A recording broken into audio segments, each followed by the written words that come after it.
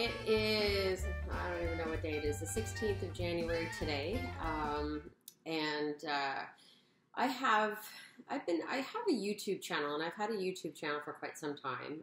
But usually I just post my stuff to Facebook and then just throw it onto YouTube as well. But at this point, I'm going to start actually actively using the YouTube channel. So if you enjoy these videos, then it would be awesome if you could come over and actually subscribe to the video so that you never miss one. But apparently you need like 100 subscribers before you can actually name your YouTube channel to something other than youtube.com/ a whole whack of numbers that mean nothing. So if you like what I do, it would be awesome if you came over and subscribed and helped me reach that 100 mark.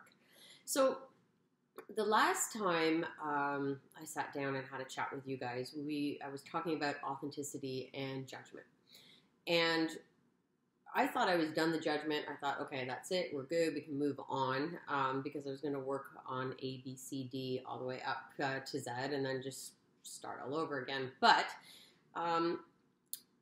we're still kind of stuck on judgment. And there's another point that I want to bring up today. And I decided to call this blog post, starting with B, I just decided to call it Botox and Judgment. And you'll understand why as you read through or as you listen. And just like the post I did for New Year's, I actually wrote out my blog post and then decided that I was going to once again read it out to you guys so that you have, I don't know, just why not, right? I'm thinking the video thing is interesting. It may not be. If it isn't, y'all need to tell me and say I'm really sick and tired of seeing your face. But otherwise, let's give this a go. So one of the first values that I learned when I was embarking on my path of self-discovery was that when you stop judging people, their judgments will no longer affect you. In other words, people will continue to have a great many opinions about you, but frankly, you're just no longer going to care. And for the most part, that is absolutely true. So people come in a million shapes, sizes, and colors. And when I see someone walking down the street, I'm not judging them based on their clothing choices or on their hairstyle. I don't judge someone by the car they drive or the house they keep. I observe, yes, but there is a difference. So if I see a homeless person on the street, for example, I'm not going to judge their past or their personality or their soul. I'm going to see that they need help and I'm going to offer some assistance. If I see a young mother, for example, pushing her baby in a stroller, I'm not going to make assumptions about the type of person she is by the brand of stroller she's pushing or the clothes she's wearing. What I will do is I'll smile at my own memories of being a young mom and probably really hope that she has help at home and that she's getting enough sleep. So, and I'm going to use air quotes here, okay? What I will judge someone on is their actions. And I'm using the term judge here with some qualifications. So to judge, and I'm going to quote Webster here, to judge is to form an opinion on something after careful consideration or to regard something as either good or bad. Now, in that definition, I want you to realize that there's no mention of emotion or slander or maliciousness. Right? It is simply an opinion of or an organization of something into categories. But society's view and use of the actual word judgment or the definition really truly focuses on the negative. Judgments can be cruel, and the way they're thrown around nowadays, for example, on the internet, between peer groups, between coworkers, it can be extremely devastating and hurtful. Therefore, rather than using the word judgment or judging, I prefer to use the concept of contemplating a person's actions and making a decision based on how it affects me. And this is the key. In other words, I'm not going to tear a strip off of you. I'm not going to trash you as a human being to my friends or my peers. Now, I may consult my friends and seek advice as how I should cope with and or respond to something that someone has done. But again, only if it's affecting me. So what they're wearing doesn't affect me. However, if they are doing something that hurts me or threatens my boundaries or my personal code of ethics, then I will have an opinion about it and I will make a decision.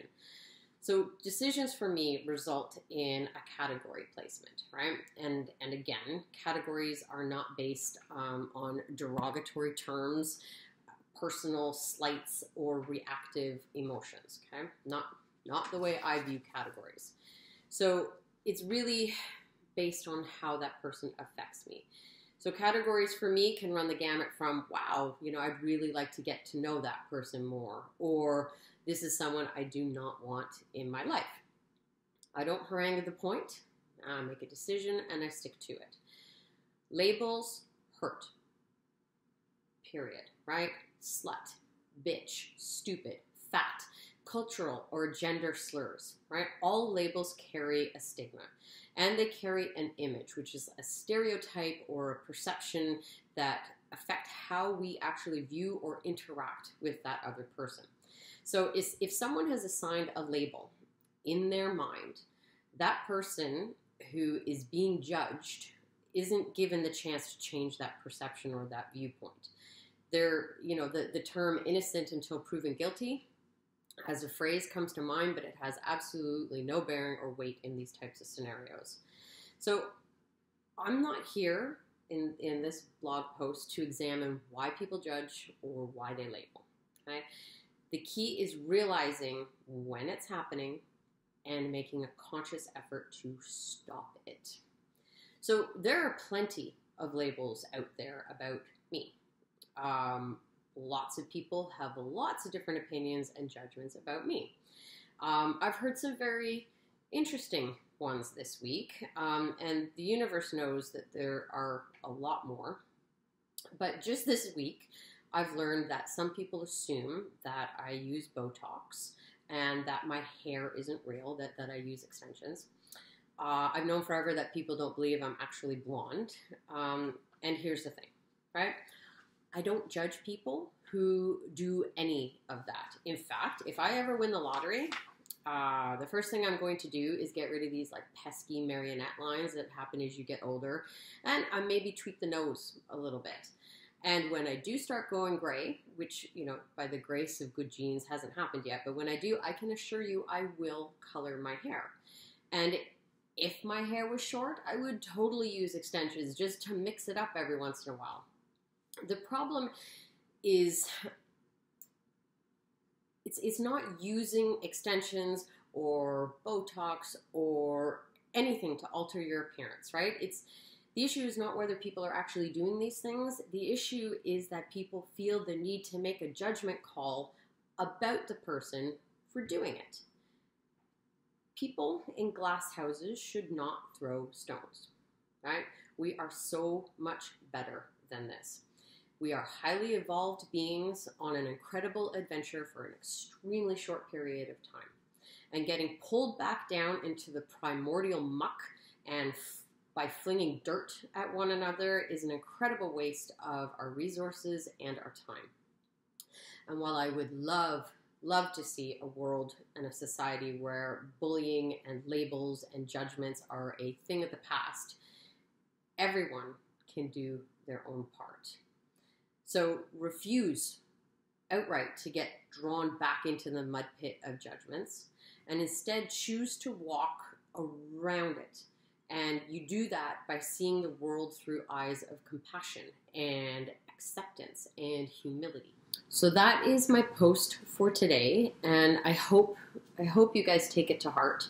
And just remember that it is easy to walk around and see someone and make a judgment call.